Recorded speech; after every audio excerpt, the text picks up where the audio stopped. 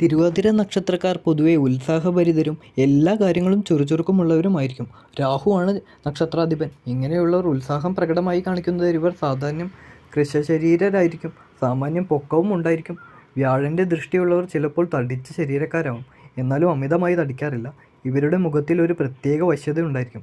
ഇവരുടെ രാശിയാധിപൻ ബുധനായതുകൊണ്ട് ഇവർ സാമാന്യം ബുദ്ധിമാന്മാരായിരിക്കും. പല വിഷയങ്ങളും വിജ്ഞാനം നേടുവാൻ ഇവർക്ക് കഴിയും. അത് വളരെ വേഗത്തിൽ തന്നെ നേടുകയും ചെയ്യും.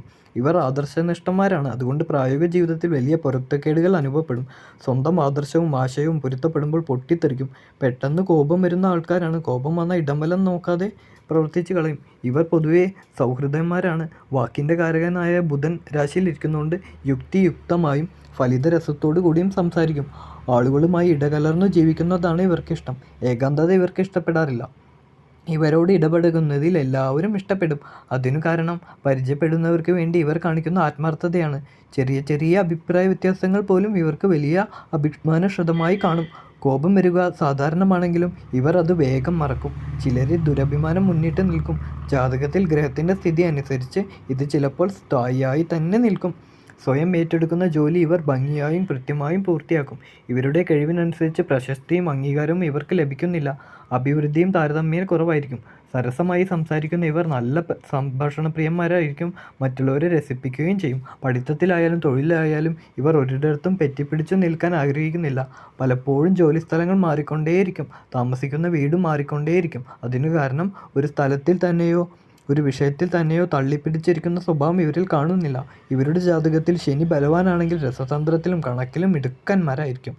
ശുക്രൻ ബലവാനാണെങ്കിലോ സംഗീത സാഹിത്യകൃതികളിൽ പ്രത്യേക സാമർഥ്യം നേടും. ജീവിതത്തിൽ ഇവർക്ക് നല്ല നല്ല അനുഭവങ്ങൾ തുടർച്ചയായി ലഭിക്കുന്നില്ല. ശനി ഭാഗ്യക്കാരനാണെങ്കിലും അഷ്ടമാധിപൻ കൂടിയാണ് ഇതിനു കാരണം. ശനിക്ക് അഷ്ടമാധിപത്യം ഉള്ളതുകൊണ്ട് ഇവർ സാധാരണയായി ദീർഘായുസ്സുകളായിരിക്കും. മറ്റുള്ളവരുടെ കീഴിൽ ജോലി ചെയ്യാൻ പോകാതെ തനിക്ക് പ്രയോജനം ലഭിക്കത്തക്ക പ്രവർത്തനത്തിൽ ഏർപ്പെട്ടാൽ ഇവർക്ക് കൂടുതൽ പ്രയോജനം ലഭിക്കും. ഇവർ അഭിമാനികളും സ്വതന്ത്ര പ്രകൃതികളുമാണ്. അതുകൊണ്ട് എത്ര കാര്യസാധ്യത്തിനായി മറ്റുള്ളവരുടെ മുമ്പ് തലകുനിച്ചോ കൈനീട്ടിയോ നിൽക്കുകയില്ല.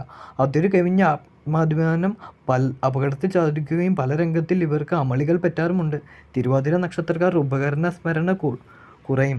ഗർവ് കൂടുതലാണെന്നും പറയുന്നുണ്ട്. മാത്രമല്ല ചെറിയ കാര്യങ്ങളിൽ പിണങ്ങി സന്ദർഭം വരുമ്പോൾ തൻ്റെ കേട് പുറത്തെടുപ്പിക്കാനും ഇവർ ചെയ്യും. സ്ത്രീകളോട് ഇവർക്ക് ആകർഷണം കൂടുതലാണ്.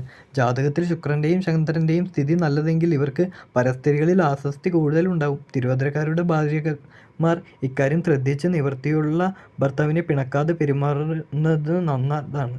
ഇവരുടെ സംഗീതം അനുസരിച്ച് പെരുമാറാൻ അറിയാത്ത ഭാര്യമാർ രണ്ടുപേരുടെ ജീവിതത്തെയും നരകമാക്കുന്നു. അന്യ സ്ത്രീകളോട് ഇവരുടെ പെരുമാറ്റം നിഷ്കളങ്കമാണെങ്കിൽ തന്നെയും മറ്റുള്ളവർ അത് തെറ്റിദ്ധരിക്കാൻ സാധ്യതയുണ്ട്. ഉപജീവനത്തിനു വേണ്ടി ഇവർക്ക് നാടുവിട്ട് അച്ഛനമ്മമാരിൽ നിന്നും അകന്നു നിൽക്കേണ്ടി വരും. ഇവരെക്കൊണ്ട് അച്ഛനമ്മമാർക്ക് വലിയ സാമ്പത്തിക പ്രയോജനം ഉണ്ടാകാറില്ല.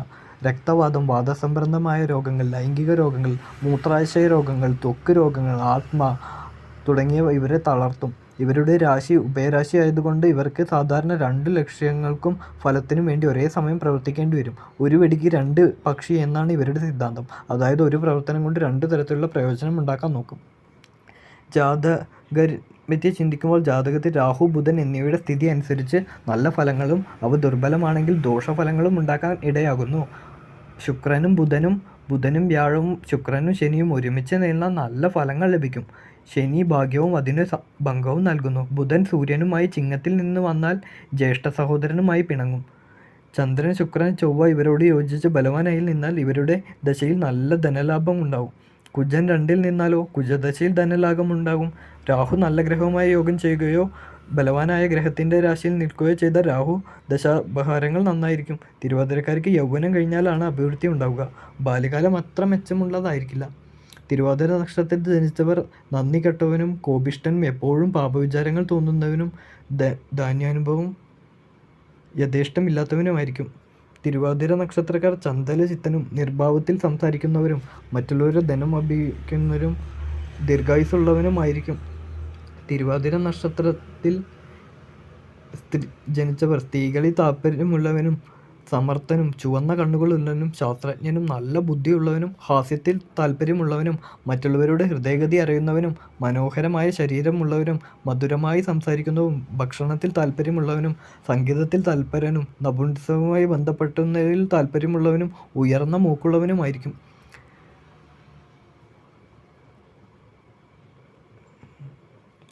തിരുവാതിര നക്ഷത്രം എന്ന് പറഞ്ഞാൽ മിന്നിത്തിളങ്ങുന്ന വസ്തുവാണെന്നും അതിന് വ്യക്തിയെ സ്വാധീനിക്കാൻ കഴിയുന്നില്ല എന്നുമുള്ള ധാരണയില്ല. തിരുവാതിര നക്ഷത്രത്തിൽ ജനിച്ചു എന്നതുകൊണ്ട് ഉദ്ദേശിക്കുന്നത് ചന്ദ്രന് നിയന്ത്രണമുള്ള ഒരു പ്രത്യേക സമയത്ത് ജനിച്ചു എന്നതാണ്. തിരുവാതിര നക്ഷത്രം രാഹു അധിപന്റെ നക്ഷത്രമാണ്.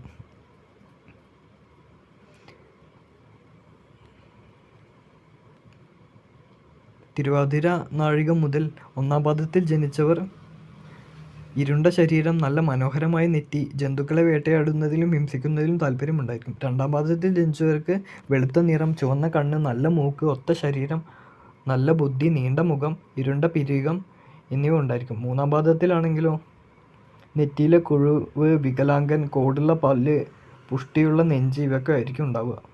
നാലാം പാദത്തിലാണെങ്കിൽ ചഞ്ചല ബുദ്ധി, ചതിയൻ, തേൻ നിറമുള്ള കണ്ണുകൾ, നല്ല ചുണ്ടും പല്ലും എന്നൊക്കെ ഉണ്ടാവും.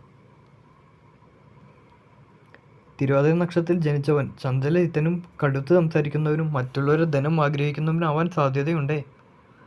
ബൃഹത്സംഗീത പ്രകാരം നിർബന്ധമുള്ള ബുദ്ധിയും വിപരീതമായി പ്രവർത്തിക്കുന്നവനും ഗർവിഷ്ഠനും ഉപകാരസ്മരണ ഇല്ലാത്തവനും ഹിംസിക്കുന്ന സ്വഭാവമുള്ളവനുമായിരിക്കും.